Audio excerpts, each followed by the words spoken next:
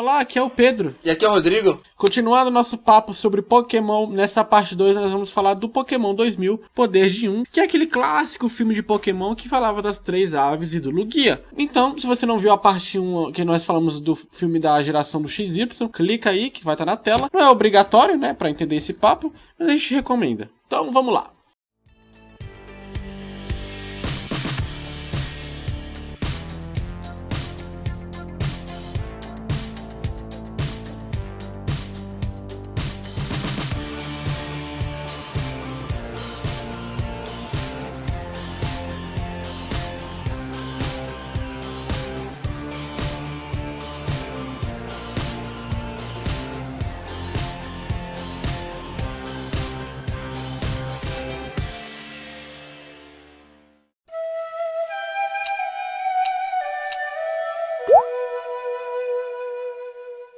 Diferente do primeiro filme, nós não temos exatamente um tom duplo aqui. No primeiro filme nós tínhamos uma ambientação meio de alegria e meio de drama e meio que não funcionava uma delas, como a gente falou lá na parte 1. Aqui nós temos uma ambientação só. Eu acho que isso é muito bem mostrado na introdução do filme, que mostra o vilão, ele lendo a lenda do Pokémon dos mares. E aqui é uma tonalidade, uma ambientação muito mais fria, muito mais séria, né? O filme ele é um pouco mais pesado, digamos assim.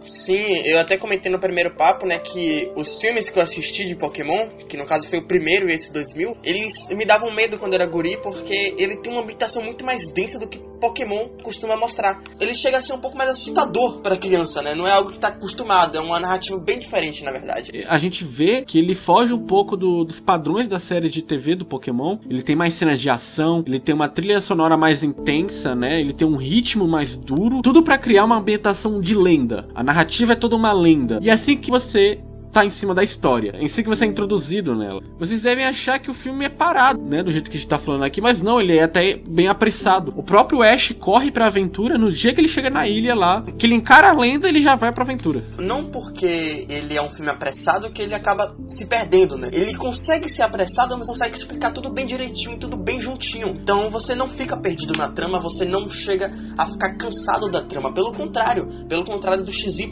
na verdade. Você fica curioso pra saber o que vai ser a trama. Logo no início do papo do XY a gente comentou, a receita de bolo do Pokémon é sempre a mesma. Ash entra na aventura, Ash encontra inimigos, Ash termina feliz, todo mundo feliz.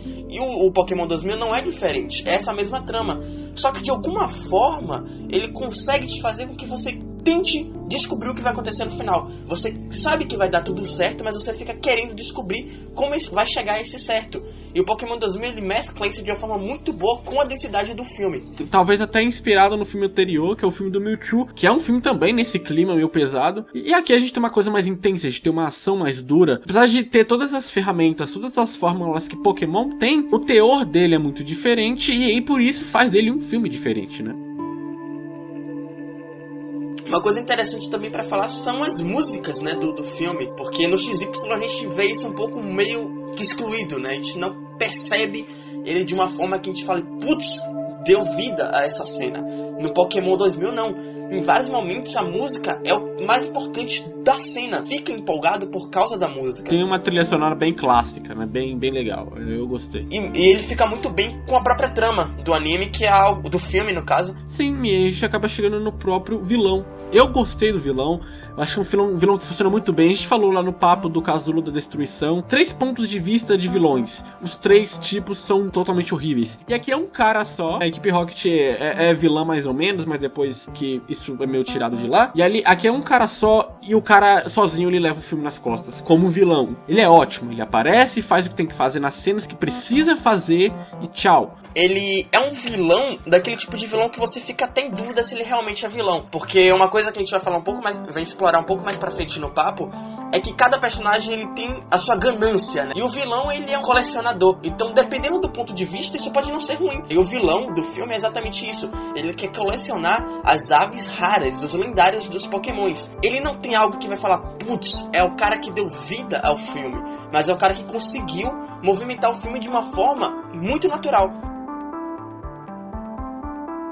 a ganância, a gente vê ela muito nítida no filme. Ele tem a ganância de pegar as 3 aves. As 3 aves têm a ganância de lutar entre si. Elas são muito territorialistas, elas querem as 3 ilhas pra elas, então elas brigam demais. A ganância do Ash de correr pra aventura e depois ele se encontrar num conflito de não querer aceitar a responsabilidade da aventura. Porque na hora do bem bom ele falou, não, vamos lá, eu vou ser o escolhido. Depois ele, não, eu não queria ser o escolhido, né? Nossa, que situação. Sim, na verdade, o fato de ser escolhido pesou mais do que ele achou. Porque até o momento o Ash, excluindo um pouco o filme do Mewtwo, ele é um personagem que ele tá sempre em aventuras, mas aventuras leves, que ele consegue passar normalmente. Já o Pokémon 2000 não, ele tá com o destino do mundo nas costas. Tem muita ganância, ele ir muito atrás, mas ele não tem responsabilidade pra pegar. Mas o Ash, ao decorrer do filme, ele consegue nutrir isso de uma forma muito natural e muito bem feita, né? Claro, sempre dentro da própria trama, que é o mistério, que faz você ter curiosidade de como aquilo vai acontecer. O filme mostra bem isso, né? Que a ganância não leva a lugar nenhum, porque você acaba ocasionando coisas tão ruins que nem você consegue assumir. O próprio vilão entra nesse encaixe. O único porém, assim, eu acho que a ideologia dele poderia ter sido melhor trabalhada, porque ele não é um treinador Pokémon, ele é um colecionador. A gente poderia ter visto ali que a visão dele sobre o tratamento das criaturas é muito diferente de um treinador, que quer cuidar, quer ter uma amizade, e ele vê como um objeto. Não foi aprofundado, o que é uma pena, mas eu acredito que pelo time que o filme tem, você colocar isso acabaria mexendo em algo que é sutil e simples e bem feito, né? Poderia ter dado um outro clima. Ocasionalmente acaba virando algo massivo, né? Porque você tem uma trama ali que ela vai desenvolvendo a cada segundo através de uma narrativa de mistério. Então você colocar ali, você desenvolver demais a ambição de um personagem, poderia acabar saindo um pouco disso. Porque você vê que cada um ali tem sua ambição, mas nenhuma das ambições são extremamente desenvolvidas. Exatamente para que isso não aconteça, para que você fique preso na trama principal. Se você viu o papo passado, né, que foi o do Pokémon XY, você viu que eu sou, ao contrário do Pedro, eu sou a pessoa que está sendo introduzida agora no Pokémon. Pokémon 2000 é um caso à parte, porque eu já tinha visto quando era criança. Ele tem uma narrativa, eu já falei muito narrativa nesse papo, mas ele tem uma narrativa que eu gosto muito, que é a narrativa que a história vai rolando e tem um cara que ele vai narrando o que vai acontecendo. Claro que ele não vai narrando cada passo, mas ele vai narrando ali uma lenda por trás, né? E você percebe que, mesmo que ele esteja narrando, é como se ele desse o tempo para que aquilo que ele narrou fosse um pouco mais além do que ele vai narrar lá na frente. Então você acaba criando essa vontade de ver mais. Então Pokémon, mesmo ele tendo esse clima pesado nesse filme, ele consegue me prender, eu acredito que muita gente tem esse mesmo gosto que eu, de uma forma que você, se você tá assistindo deitado, você chega a aceitar, você chega a ficar empolgado com um filme que é voltado para crianças, mesmo com um tema um pouco mais maduro. Esse foi o primeiro filme da saga a introduzir o conceito de lendários, depois disso que virou meio uma regra de todas as gerações. O filme ele tem uma mensagem, como a gente abordou lá no começo, dessa questão da ganância, do eu, assumir uma responsabilidade que eu não posso. E eu acredito que a grande mensagem do filme também é sobre o que é importante pra nós. Nesse filme nós temos as pessoas correndo do que importa pra elas, nas suas respectivas relevâncias. Por exemplo, a Misty brigando com aquela menina da ilha porque ela gosta do Ash, né? A mãe do Ash que briga com ele o tempo todo porque ele quer se meter em aventuras irresponsáveis. E ela até fala isso no final, né? Ela diz, não importa se o mundo acabar, você é o meu mundo, sabe? A equipe Rocket, por exemplo, que é um vilão tradicional do filme, joga os seus interesses de lado e vai fazer teoricamente o bem porque o mundo importa pra eles, e salvar o mundo era algo essencial pra eles. Até os Pokémon vão pra lá, né? Tem toda uma comoção, eles não vão ajudar em nada, aquele monte de Pokémon ali, mas eles estão ali querendo estar próximos pra tentar fazer algo pro que importa pra eles. No fim, a própria sobrevivência importa pra todo mundo ali, né? Apesar de suas ganâncias individuais, chega um momento que você precisa parar de pensar em você mesmo. Você precisa parar de pensar só no que você vai conseguir conquistar. E você precisa começar a agir num conjunto. Você precisa começar a entender que a partir do momento que você age em conjunto, você consegue ir mais longe. Mesmo que preservando a sua ganância individual. Você precisa de um grupo para conseguir chegar além daquilo que você almeja. Umas cenas bem legais em que isso mostra, onde o Ash não teria conseguido se não fosse toda a estrutura montada. O filme tem boas cenas de ação, né? A luta entre os pássaros é legal. Uma curiosidade do filme, na verdade do filme não, do Pokémon em si, é que o Pokémon GO ele pegou os lendários desse filme, né? Porque Pokémon ele sempre tem vários lendários, em cada filme ele tem os seus lendários, mas o Pokémon GO ele pegou as 3 aves desse filme.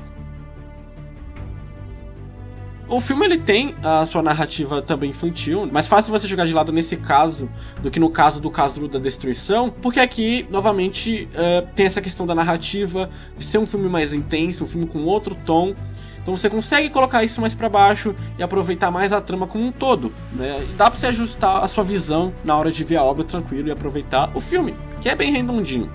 Bom, então isso aí, galera, esses foram nossos 2 papos de Pokémon. Comentem se vocês gostaram, se vocês querem ver mais de Pokémon aqui no canal, porque como o Pedro falou no papo passado, né, falar de Pokémon é algo polêmico, porque diverge muitas opiniões entre as pessoas. E como eu entrei agora nesse mundo de Pokémon, eu tô muito interessado e eu pretendo sim, e eu quero a participação de vocês aí em novos vídeos. Eu quero saber se vocês querem, se vocês gostam, e eu preciso saber do feedback de vocês pra saber se eu posso fazer vídeos individuais até mesmo da história do Pokémon, né? Não esqueça de dar like se vocês tiverem gostado. Não se esqueçam que a gente tá disponibilizando MP3 agora, o podcast, pra quem não tem tempo pra ver o videocast. Então é isso aí, galera, até a próxima e falou! Tchau!